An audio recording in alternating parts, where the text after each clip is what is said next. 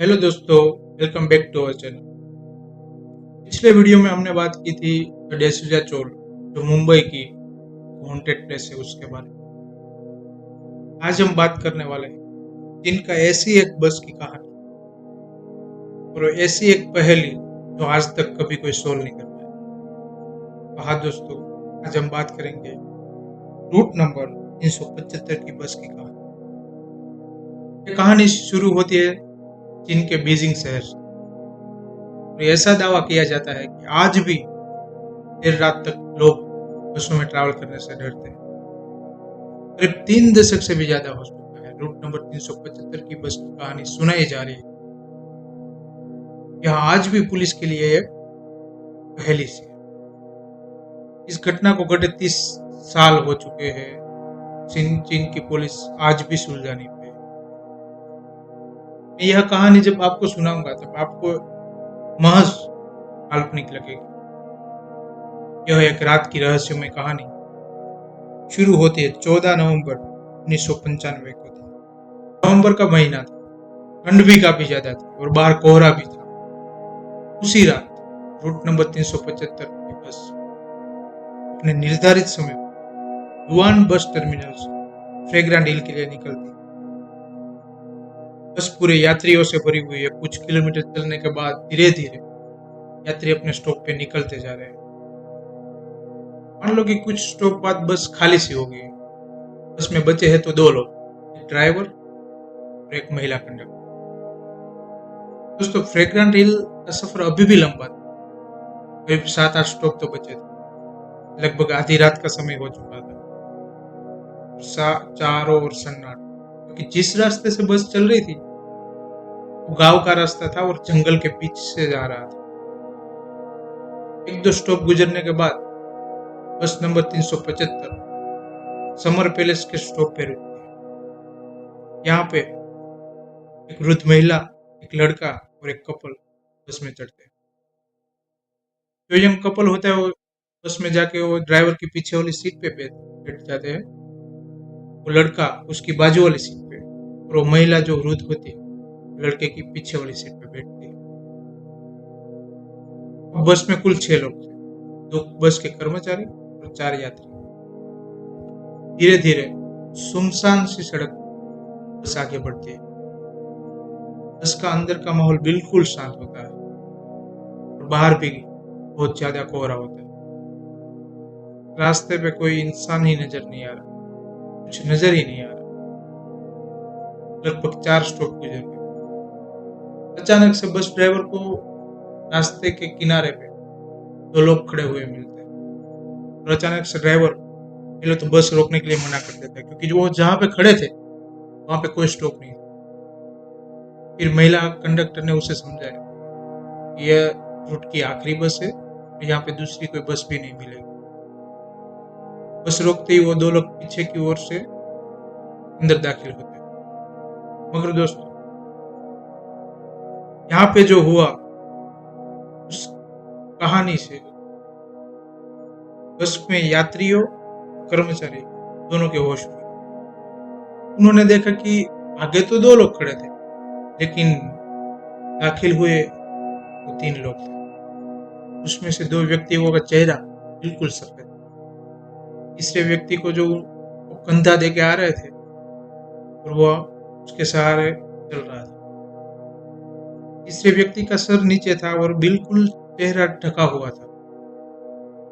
मान लो कि 3 लोगों ने जो कपड़े पहने थे ना, वो भी बहुत पुराने कपड़े। मान लो कि प्राचीन टाइम के जो कपड़े जो पहनते थे ना लोग, वैसे कपड़े पहने थे। पहले तो वो 3 आते हैं और बस की जो पीछे वाली सीट होती है वहां पे बैठ जाते हैं। बस में कुछ अशांति ना फैले इसलिए कंडक्टर ने सब कुछ बताया। बस में बैठे हुए लोग ने सवाल किया कि ऐसे इसने कपड़े क्यों पहने हैं। तो वो कंडक्टर समझाते कि शायद यहाँ पे बाजू में एक थिएटर है तो वहां पे नाटक होगा। देर रात होने की वजह से शायद वो जल्दी में कपड़े उतारना भूल गए। सबको वो मना लेती है और बस अपने टाइम पे सुनसान रास्ते पे आगे बढ़ती है। अब बस में कुल 9 लोग सवार थे। वो जो वृद्ध महिला थी वो बार बार उस पीछे उस तीनों लोगों को देख रही थी। उसको कुछ अजीब सा लग रहा था। और जब अगला स्टेशन आता है तो जो यंग कपल होता है वो वहां पे उतर जाता है। फिर से बस अपनी सफर की तरफ आगे बढ़ती है। कुल 7 ही लोग बचे थे। उस महिला बार बार वो पीछे 3 लोगों को देख रही थी। उसको कुछ अजीब सा लग रहा था। वो अपने बाकी तो अपने काम में ही व्यस्त थे। कोई गाड़ी के बाहर देख रहा है। वो महिला थी, वो कंडक्टर के साथ कुछ बातें करने में व्यस्त थी। करीब 3-4 किलोमीटर ऐसे ही आगे बढ़ी। तभी अचानक से वो जो वृद्ध महिला होती है वो चिल्लाने लगती है। वो जो बाजू में उसके आगे जो लड़का बैठा उसको जोर से तमाचा लगाती है। बोलती, कहाँ है मेरा पर्स?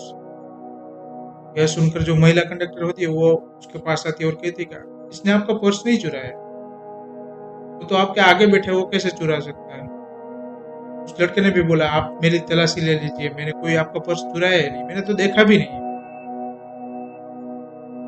ड्राइवर और कंडक्टर ने बहुत समझाया लेकिन वो महिला समझी ही नहीं और उसे अगले स्टॉप पे उतरने के लिए कह दिया। बस रुकते ही वो महिला लड़के का कॉलर खींच के नीचे उतारती है और बस उस सुनसान रास्ते पे घना कोहरे में आगे बढ़ती है। इस घटना से तो वो लड़का बहुत परेशान हो जाता है कि मैंने आपका पर्स नहीं चुराया, आप मेरे ऊपर गलत इल्जाम लगा रहे हो। और इसकी वजह से वो जो आखिरी बस थी वो भी मेरी छूट गई। अब मैं घर कैसे जाऊंगा? मुझे आप पुलिस स्टेशन लेके जा रहे हो क्योंकि मैंने कुछ किया ही नहीं है हालांकि। तभी वो महिला कहती है, मुझे सब पता है, ना ही तुमने मेरा पर्स चुराया और ना भी मैंने तुम्हें पुलिस स्टेशन ले जाने के लिए यहाँ उतारा है। मैंने तो बल्कि तुम्हारी जान बचाई है। ये सुन के तो लड़का भी थोड़ा चौंक गया कि आपने मेरी जान कैसे बचाई? तभी वो महिला कहती है, वो जो 3 लोग थे ना, कुछ अजीब से लग रहे थे। रास्ते के दौरान जब वो बाहर से तेज हवा आई तो उसके बीच उसका जो कपड़ा था वो थोड़ा उड़ा, तो मैंने देखा कि उसके पैर ही नहीं है और उसका चेहरा बिल्कुल सफेद, आंखें नहीं है, वो ऐसा है मान लो कि मैंने कोई सपना देखा हो, ऐसा मुझे लगा। तभी उस लड़के को यकीन हुआ कि उस महिला ने तो सच में मुझे मुसीबत से बचा लिया। तो उसने बोला कि आपने मुझे तो बताया लेकिन वो कंडक्टर और ड्राइवर को आपने तो क्यों नहीं बताया, तो उसकी भी जान बच जाती। तो बोले कि उसको मैंने कहा था लेकिन वो उसको मेरी बात पे विश्वास ही नहीं हुआ। और उसके बाद वो लड़का और महिला दोनों नजीक के पुलिस स्टेशन जाते हैं और उसको सब ये बात बताते हैं। लेकिन वो पुलिस को उसकी बात पर विश्वास ही नहीं है। तो वो बोलते हैं कि अब कोई ऐसी घटना का रिपोर्ट होगा हम उस पर कार्यवाही जरूर करेंगे। बात सुन के वो वृद्ध महिला और लड़का तो दोनों घर चले जाते हैं अपने। और 15 नवंबर सुबह 8 बजे उसको पुलिस को एक खबर मिलती है कि बस नंबर 375 गायब। वो अपने निर्धारित समय पे वहां तक पहुंची ही नहीं अभी तक। पुलिस को सूचना मिलने के बाद तुरंत उसको याद आता है कि कल वो महिला जो कंप्लेन लेके आई थी तो उसी की बात। तुरंत वो दोनों लोग को बुलाते हैं और उसका स्टेटमेंट रिकॉर्ड करते हैं। देखते ही देखते पूरे बीजिंग शहर में आग की तरह एक खबर फैल जाती है कि बस नंबर 375 गायब है। पुलिस उसकी भारे मशक्कत और छानबीन करने के बाद भी कुछ मिल नहीं रहा था। वो सारे सीसीटीवी देख लिए, लोगों को पूछ लिया लेकिन बस का कोई नाम निशान नहीं। 16 नवंबर को पुलिस को सूचना मिलती है कि एक बस है तो फ्रेग्रांट हिल से करीब 100 किलोमीटर दूर एक नदी में मिली। पुलिस तुरंत वहां पे पहुंचते और देखते हैं तो जो बस नंबर 375 ही वहां से मिलती है। दोस्तों ये कोई 10 या 20 किलोमीटर की बात नहीं, करीब 100 किलोमीटर दूर एक नदी में से बस मिलती है। अंदर 5 लोगों की लाशें मिलती है। और इसमें भी चौंका देने वाली बात तो यह है कि 2 लाशें बिल्कुल ठीक थी लेकिन जो 3 लाश थी सड़ी हुई थी, उनमें से बदबू सी आ रही थी। हालांकि इस केस में तो बहुत सारी चीजें हैं जो चौंकाने वाली थी। और पुलिस ने जब डेपो से संपर्क किया तो उसने बताया कि इस बस में तो इतना फ्यूल ही नहीं था तो 100 किलोमीटर जा सके। तभी पुलिस ने वो जो बस का फ्यूल टैंक होता है वो खोल के देखा, तो अंदर तो पूरा खून से भरा हुआ था। यह घटना 1995 की एक ऐसी घटना थी जिसकी आज भी मिस्ट्री है। आज भी कई ऐसे सवाल है जो आज तक कोई सुलझा नहीं पाया। लेकिन इसमें जो 3 सवाल ऐसे हैं कि कौन थे वो 3 लोग? क्या वो इंसान थे भी या नहीं? और क्या वो सचमुच में भूत थे? बस यहाँ से 100 किलोमीटर कैसे गई? ऐसे बहुत सारे सवाल तो आज भी आपके और हमारे मन में आते हैं। तो ऐसे ही मिस्टीरियस हॉरर कहानी सुनने के लिए हमारे चैनल को सब्सक्राइब करें। Thank you.